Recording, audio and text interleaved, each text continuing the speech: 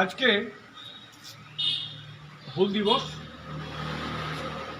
যে সাঁওতাল বিদ্রোহের সূচনা সবাই জানি 1855 ব্রিটিশ বিরুদ্ধে অন্যতম গণসংগ্রাম। যেমন চুয়ার বিদ্রোহ আমরা জানি, যে চুয়ার বিদ্রোহ নায়ক রঘুনাথ মাহাতো 1865 বা 1865 সালে শুরু হয়েছিল চুয়ার বিদ্রোহ। তেমনি অন্যতম আরেক আন্দোলন সাঁওতাল বিদ্রোহ, ব্রিটিশ বিরোধী অন্যতম গণসংগ্রাম। আর একদিকে মুন্ডা বিদ্রোহ, ভগবান বিরসা মুন্ডার নেতৃত্বে। আজকে আমরা অনাড়ম্বর পরিবেশে আমাদের গোরাম থান অফিসে কার্যালয়ে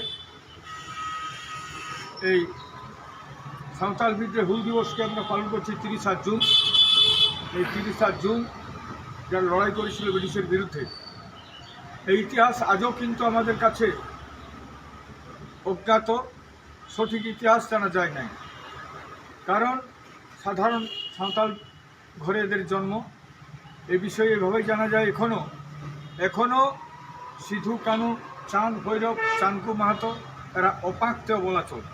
অপাক্তে এই জন্যেই কারণ এদের পালনটা হয় বিশেষ করে আদিবাসী গ্রামে, আদিবাসীরাই ফলো করে, কিন্তু কোনো শিক্ষিত ফরওয়ার্ড ক্লাসের লোক আজও সাঁওতাল বিদ্রোহ পালন হয় না। যেমন আমরা দেখছি আমাদের ঘটে চুয়ার বিদ্রোহ।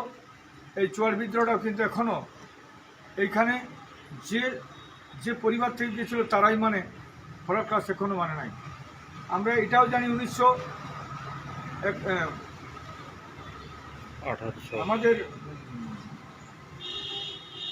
1942 সালে যে 1942 সালে যে আমাদের ভারত ছাড় আন্দোলন হয়, এই আন্দোলনেই কিন্তু মারা গেছে আমাদের গোবিন্দ চুনারাম মাহাতো।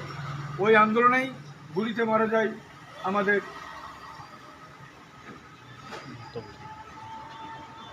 মাতঙ্গিনী হাজরা। কিন্তু মাতঙ্গিনী হাজরাকে ফলো করে প্রচার হয়, তার সব কিছু হয়, কিন্তু স্বাধীনতার জন্য এরাও মরেছে।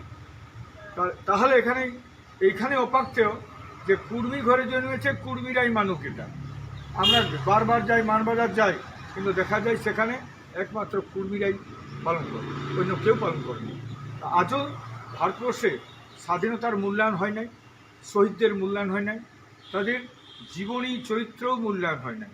তাই আমরাকে আজকে এই যে পরিবার থেকে ওরা গেছিল, সেই পরিবারের মানুষরা যারা শিক্ষিত, এডুকেটেড, ওয়েল এডুকেটেড কিংবা পড়াশোনা করেছেন, তারাকেই কিন্তু আমাদেরকে ইতিহাস তৈরি করতে হবে, ইতিহাস লিখতে হবে।